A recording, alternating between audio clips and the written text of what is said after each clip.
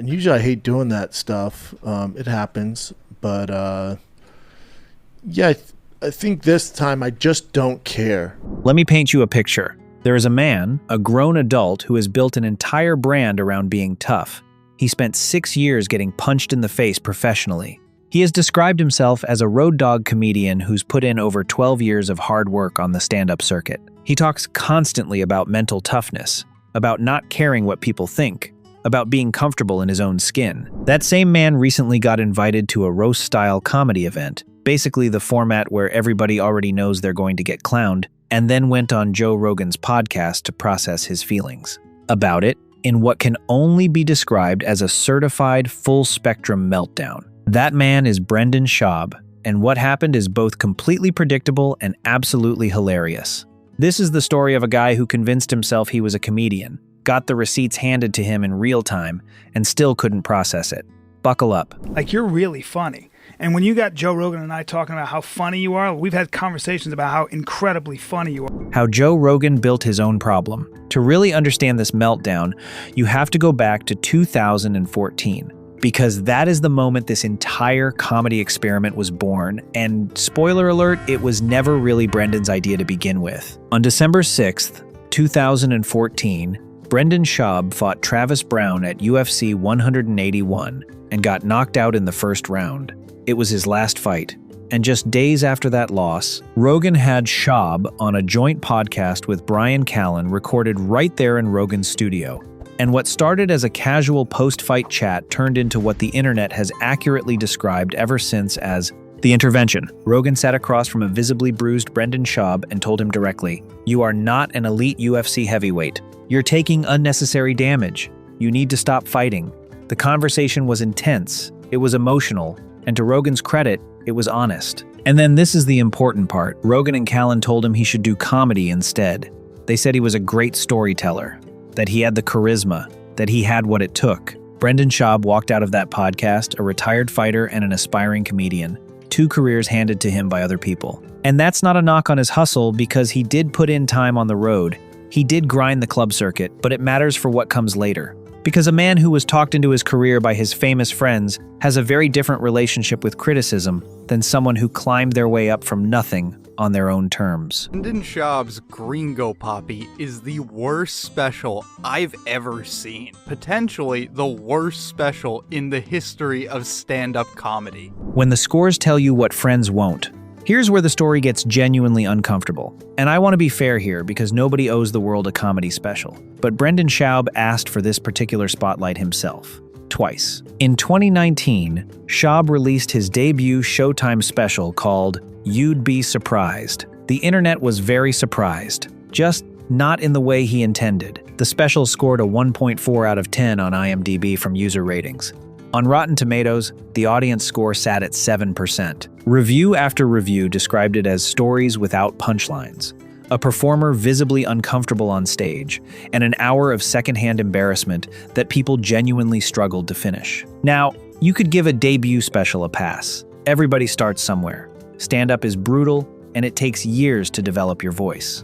Fair enough. Except Schaub came back in 2022 with The Gringo Pappy, his second special, after years of additional touring and stage time. And that one scored a 1.1 out of 10 on IMDb. He somehow got worse. The comedy community noticed. Tom Segura's podcast, Two Bears, One Cave, had a conversation names weren't mentioned, but the implication was crystal clear about a comedian who bombs repeatedly but acts like the crowd loved it. Tim Dillon commented publicly on the Gringo Poppy, saying essentially that it wasn't for him. On a Polygraph segment on Legion of Skanks, Ari Shaffir was asked if he respected Schaub as a comedian, said yes, and the Polygraph said he was lying. The entire comedy world was giving Schaub the same message from every direction. This isn't working, man. But the most revealing detail of all? Joe Rogan, the man who told Brendan to become a comedian, the man who has booked virtually everyone in his orbit at the comedy mothership, has never once booked Brendan Schaub to perform at his own club. That's not a rumor. That's a documented fact. The guy who launched the career never thought the career was good enough to put on his own stage. And Schaub, to his credit, keeps showing up to watch fights at that same table anyway, sitting right next to the man who won't book him, smiling for the cameras. That's either extreme loyalty or extreme denial, possibly both.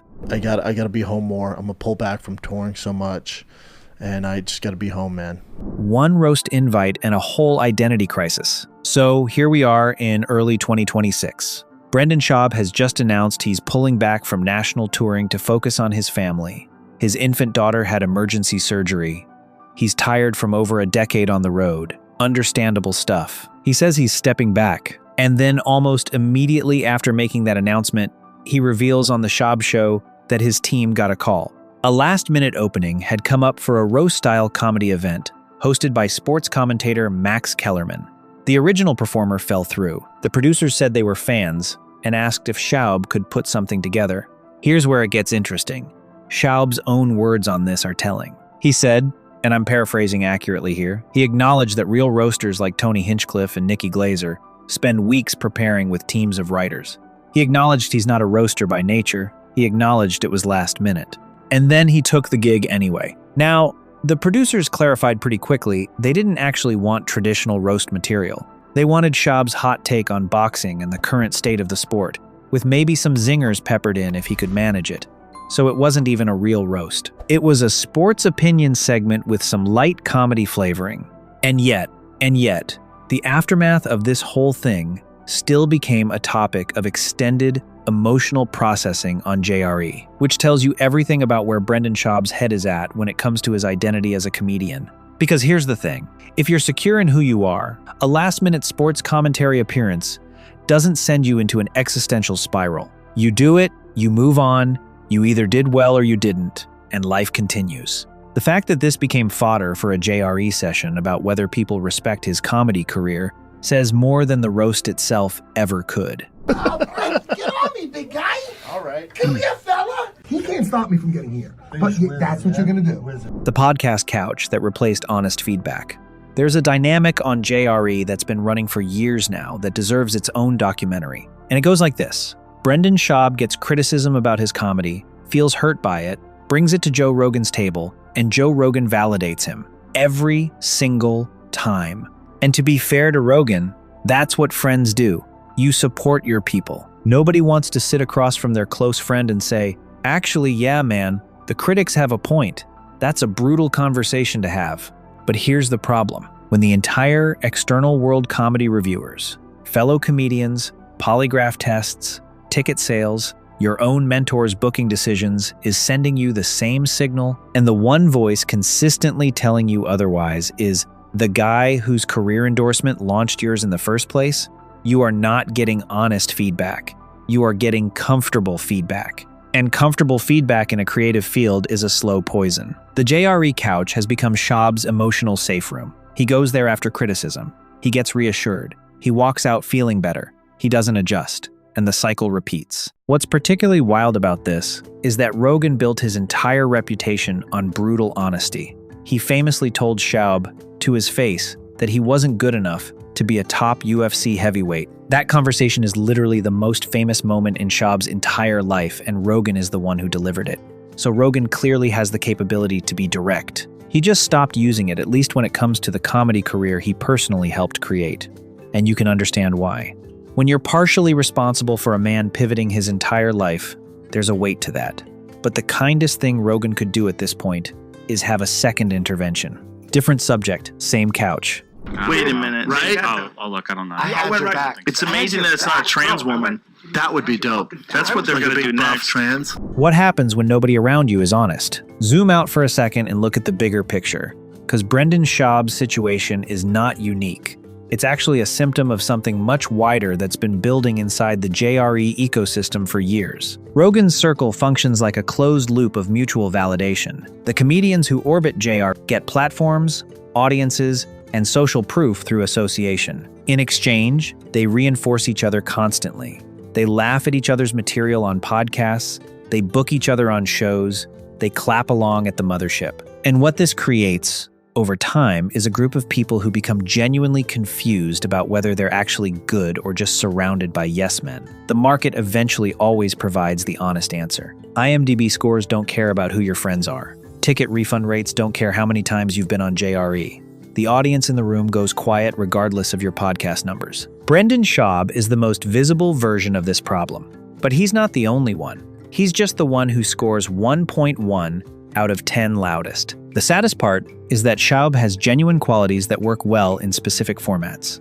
His sports analysis is often sharp. His fight breakdowns have a real audience. His podcast, however messy, has survived over a decade because he has actual charisma in conversation.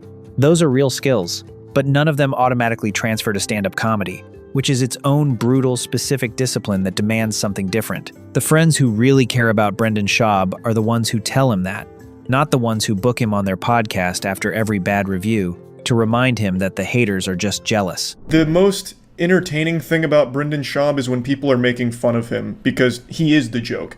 The only comedy he provides to the world is in the form of a punching bag. The truth, Brendan Schaub still hasn't heard. So where does this all land? Brendan Schaub is 42 years old. He has 2 comedy specials with a combined IMDb score of under 3 out of 20. He has never headlined Joe Rogan's own comedy club despite being one of his closest and most frequent collaborators. He recently pulled back from touring, citing exhaustion after over a decade of grinding, and then immediately agreed to do a last-minute roast appearance anyway. And the emotional energy spent processing all of this on the world's most listened-to podcast, still ongoing. Here's the honest take. Brendan Schaub is not a failure as a human being. He's built a podcast network, he stayed relevant across multiple industries. He's a dedicated father, and by most measures, he's done better than 99% of people who try to transition out of pro sports into entertainment. None of that is nothing. But comedy specifically? The numbers have spoken. The audiences have spoken. His own mentors' booking decisions have spoken. At some point, the kindest thing for Brendan, for the audiences, and honestly for comedy itself, is to accept that not every skill is transferable, and that knowing when to redirect your energy is its own form of courage. The roast meltdown on JRE isn't really about the roast. It's about a man who has been told something uncomfortable by essentially everyone outside his inner circle for 7 years, and still cannot find a way to hear it. That's not stupidity. That's loyalty to a version of yourself that the world just isn't confirming. And sometimes the bravest thing you can do isn't getting back on stage. It's finally, honestly, sitting with the truth even when your famous friends on the most listened to podcast in the world are right there offering you a much more comfortable alternative. That's the video. If this kind of breakdown into what's really going on beneath the surface of comedy and podcast culture is your thing, hit subscribe, drop a comment, and let me know what you think. Is Brendan Schaub's comedy career a slow burn delusion, or is there still a path forward? I'll see you in the next one.